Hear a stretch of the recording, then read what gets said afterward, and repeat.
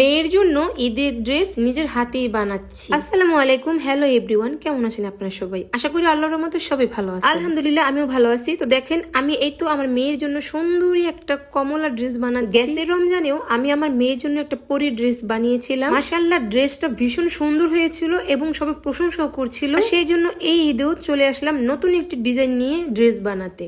আশা করি এই ড্রেসটিও ভীষণ সুন্দর হবে এবং সবাই খুব খুব পছন্দ করবে। তো এই তো আমি কিছু কাপড় কেটে নিয়েছি, আর এই কাপড়গুলো ছিল সালোয়ারের কাপড়, কারণ এই সালোয়ারে অনেক ঘের হবে, সেই জন্য অনেক কাপড় লেগে গেছে। আকর্ষণীয় করার জন্য নিয়েছি কিছু লেস। যাই হোক, এখন আমার প্রচুর খিদে পেয়েছে, কারণ এখন বেলা 3টা বেজে গেল, এখনো দুপুরে খাওয়াটাই হলো না। তো ঝটপট কি রান্না করব ভেবে ভেবে হঠাৎ করে লোটটা শুটকি নামিয়ে ঝটপট ভুনা করে নিলাম। শুটকি মাছ খেতে আপনারা কারা কারা পছন্দ করেন আমি জানি না, তবে আমার ভীষণ ভালো লাগে। মাছ মাংসের চাইতে শুটকি আমার ভীষণ পছন্দ, কারণ এই শুটকিটা দিয়ে আমি পেটটা ভরে ভাত খেতে পারি। দুপুরে আমি ভাত রান্না করিনি, কারণ সকালবেলা আমি ভাত রান্না করেছিলাম, আর সেই ভাতটাই এখন আমরা মা মেয়ে মিলে খেয়ে নেব। এমনিতেই আমার শরীর অসুস্থ, তার মধ্যে আমি একটু খাবারে অনিয়ম, এই জন্য আমার স্বামী আমাকে প্রচুর বকা দেয়। কেন তবুও জানি আমি সময়টা মেনটেন করতে পারি না। তো এখন থেকে চেষ্টা করতেছি টাইম টু টাইম খাওয়ার জন্য। খাবার দাবার যদি ঠিক থাকে তাহলে আমার রক্তের পরিমাণটা অনেকটাই কম লাগবে, সেই জন্য খাওয়াটা খুবই জরুরি। আর এই তো এখন আমি শুটকি ভুনাটা নিয়ে নিলাম। আসলে শুটকির কথা মনে করতে এখনো আমার লোল পড়তেছিল, কিন্তু আমি খাবারটা খেয়েই তো ভিডিওটা করতেছি, তারপরও দেখে কেন জানি আমার আবার লোভ লাগছে। আর এইদিকে আমার মেয়েটা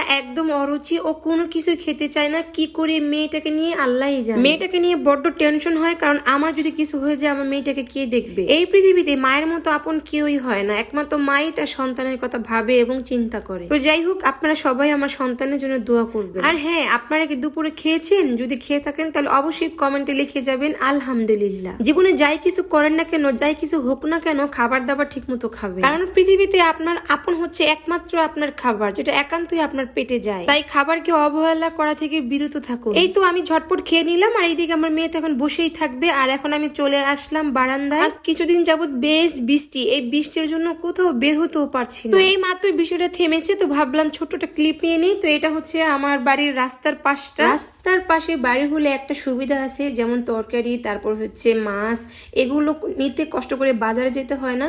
তো ভ্যানে করে এসে ফেরিওয়ালারা বাড়িতে বাড়িতে বিক্রি করে যায়। বৃষ্টির জন্য এখন আমার আপাতত ফেরিওয়ালার কাছ থেকে বাজারটা চালিয়ে দিতে হয়। তো যাই হোক, এখন চলে আসলাম আমার এই যে বাড়ির এই পাশের বারান্দা। বৃষ্টির জন্য রোদও পড়ে না, এই যে কাপড় চোপড় ধুয়ে দিছি, এগুলো শুকানোর কোনো নাম নাই।